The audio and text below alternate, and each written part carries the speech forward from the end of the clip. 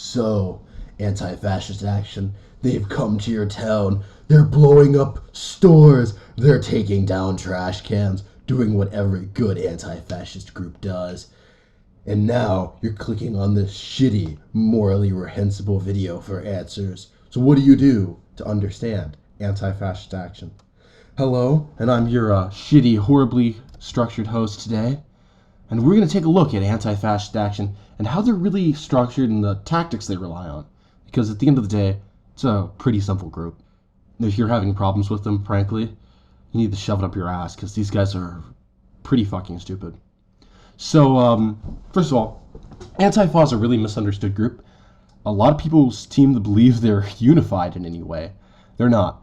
In fact, sometimes they're even fucking territorial. You see, anti-fascist action, they're split down into what are called affinity groups.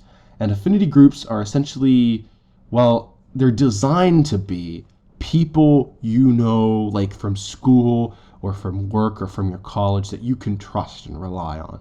Except that's never what happens, because when you have the power of the internet influencing things and you can meet people that you would not meet normally otherwise from your city, from your state, then you get a lot of just weird people that'll enter these groups, and there's little to no verification on what's happening. If you wanted to infiltrate anti-fascist action, you will find that as long as you can pass yourself off as a pretty convincing anarchist, Maoist, Leninist, don't do Stalinist though, they hate those guys. If you can pass yourself off convincingly as one of these, they will let you join their affinity group, and you can completely fuck with them. So, let's continue onwards now. These groups, they don't have what I call a superstructure. And so superstructure means that, a group that goes outside of the state. All of these groups are regional. Sometimes they're even regional just specifically to that city. I know in Texas, they have like 4 or 5 different anti-fascist groups. And these groups, they rarely communicate with each other. There are technically 2 superstructures. One of these is Torch, and then there's the anti-racist network. Pro tip, anti-fascist and anti-racist, very different groups, technically. I group them together because they behave in the exact same way, but at one point in time, they were obviously separate. Now, that's not all that much of the case now. They do a lot of interacting. They are pretty much the same. But if you want to get real technical and real specific, AFA and ARA, as I like to abbreviate them to be, they are technically different groups. So the anti-racist network, it's technically dead. There are a little bit of sparks when it comes to that type of thing. They still run a newspaper, doesn't do all that much, but it's all you need to know. And so Torch is it's the only sort of power player on this whole thing. So Torch is a syndication of a few groups, and they work together and they communicate pretty heavily to get things done. There's a high level of trust that goes on within these groups, and it's pretty exclusive.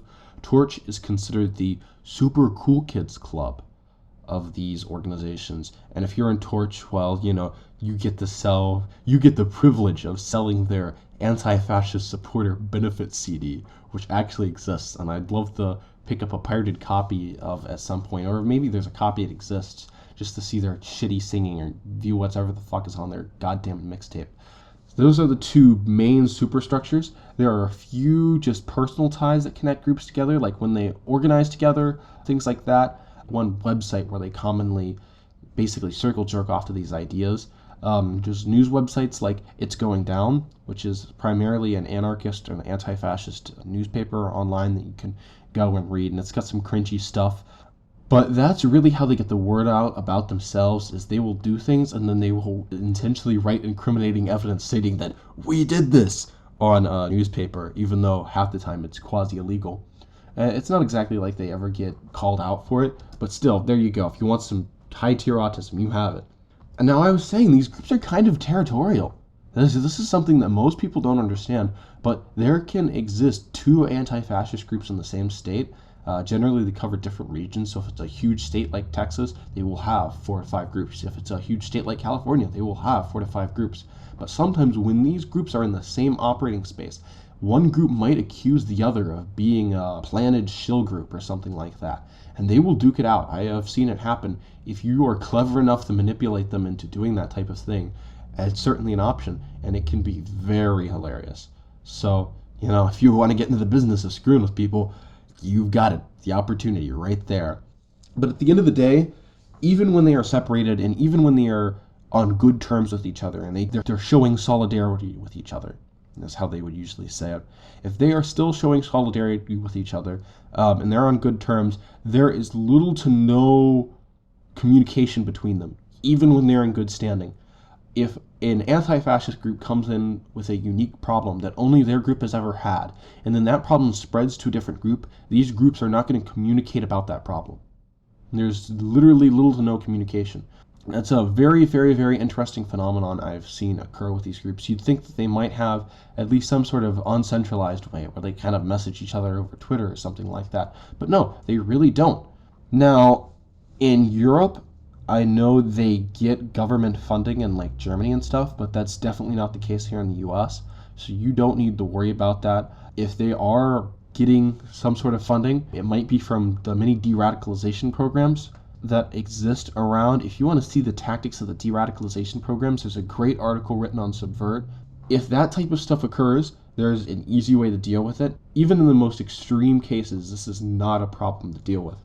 So, now, you know how they organize, but they're coming down to your city and, you know, they're doing their anti-trash can action routine and F the police, man, coming straight from the underground. They're doing that routine. So what tactics do they use? Well, anti-fascist action, they are not a proactive group. They are exclusively reactive. And this is because they solely exist to try and diss your message. And now that might seem like something, a little bit of an exaggeration there, but it isn't. They are named anti-fascist action for a goddamned reason. You are, for all intents and purposes, fascists. And, well, they're going to go after you. What do you expect? So they only know to go after you if they can see you. And thus, because of this reason, they are reactive. They are not going to go out on their own if there is not a fascist threat in their city. They're not going to go out and put up anti-fascist stickers. Now, if you put up stickers, if you put up posters, they will retaliate. And I say retaliate in the same way I say a kitten will bite back at you, because that's the most they will do. If they do any stickering, they're going to use the tiny little 4-inch by like 1 1/5 inch shipping labels that you can buy at Walmart in like packs of 10 on a sheet. And when it comes to posters, they'll just use really, really, really poorly made wheat paste. And sometimes they'll do stenciling. One big thing I've noticed is there's no stockpiling in these organizations. So if you're stockpiling posters and it becomes a race of which group can last longer, you can reliably know that you're probably going to outlast them. If they have decals and high quality stuff, again, they're not going to save that. So just peel it down. It's not coming back. They are not all that rich unless they're getting funding. And I mentioned Graffiti earlier. These guys are not afraid to do stencils and things like that. Occasionally you'll see these guys venture into the degenerate tagging scene and stuff like that. When it comes down to it, if you really want to get them party fanned, just wait till they post about it on It's Going Down and stuff, and then contact the police, who I'm sure is not happy at all that an anti-fascist group that openly expresses hatred against the police force is gonna put up graffiti art on these buildings that they have to kind of patrol. So that's always an option. Now let's say they're doing a counter protest. Maybe you've got a controversial speaker at your university, or maybe you are having a protest and they are responding to this protest. So there's two types of responses that they can give. Now these, full disclosure, these are names I have specifically given these types. There's no official classification or anything.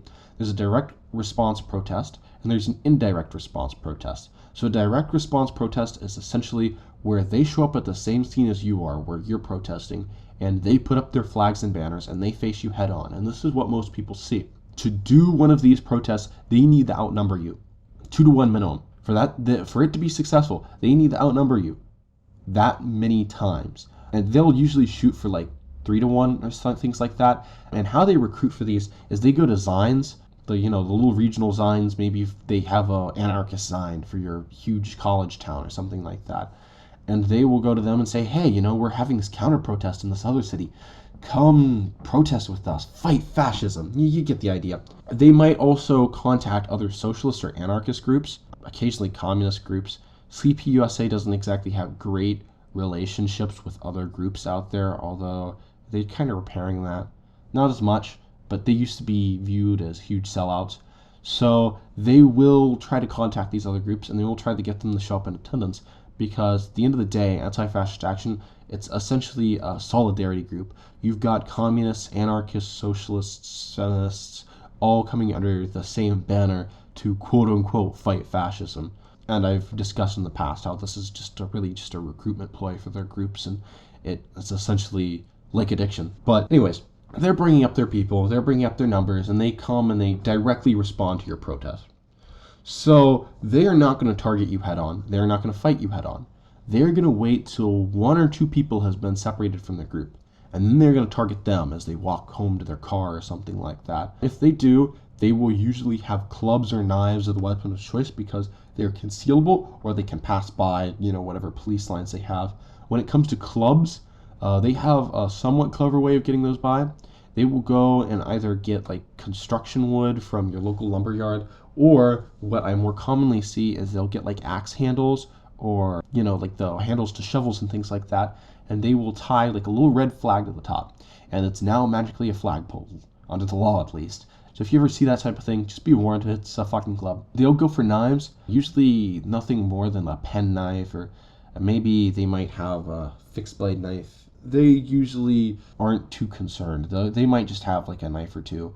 The best way to avoid these types of attacks, buddy system, or just stick in one-sized group and outlast them. They really don't have all that much stamina. Remember, they're there to live off the high of trying to feel like the big guys, and if you can outlast them, then they'll just eventually leave. I'm dead serious. Never apologize, never back down, because you can outlast them guaranteed. Next, let's say it's a indirect response protest, all right? They are responding to what you have said in the past. What they are going to do, it's very simple. They're going to show up at the similar spot to you maybe a week, maybe a day, maybe a month after your protest, and they're going to hold their own protest to show people that, anti-fascist action, we rule this town, and they'll do their general polling thing, and this is where they'll get creative with like banners and stuff. If they're going to do a banner drop, I usually expect this to come from a parking garage type deal where you go up from the top and there are railings. That's where they clip their little carabiner clips or they're roping around and stuff like that. If they want to get really fancy, you might see them drape banners over streetlights, and if they're really kind of stupid, I've actually seen this happen before, where they'll attach small rocks or even small bricks onto the end of a rope with a big banner on it, and they'll throw it at a power line or something like that, and it'll wrap around, and the hopes that no one will try and take it down because it's connected to a power line, and then you'll get the magical roast anti-fascist action member, which I would love to see personally. They may also have a little small banner that they carry around with them. Expect flares, expect smoke grenades, expect torches. They love these types of things. They love anything that makes them feel like they're fighting the power or the machine or things like that. They're really simplistic creatures. When it comes to shutting them down, they've usually got 3 methods of talking to people. The first thing they use for communication is email. This is their external communication hub. So if you're contacting Antifa, they will always have an email set up that you can talk to. If they're communicating with other groups, it'll usually be through email or Twitter DM. They only recommend you have a Twitter account in most cases. I've actually looked this up. There are occasionally groups that have Facebook accounts. If they do have a Facebook account, ripe for exploitation. You can usually figure out their groups by figuring out who's liked the group or who's viewing the group currently, and you can have a lot of fun with that. They've got little to no technical sophistication. They'll usually use pre-built solutions when it comes to group chatting, things like Discord, IRC, the usual. Twitter, Tumblr account, maybe a blog. But yeah, anti-fascist groups, they're not a threat. They're not something that you really need to watch out for or anything like that. You just need to stick around and you need to outlast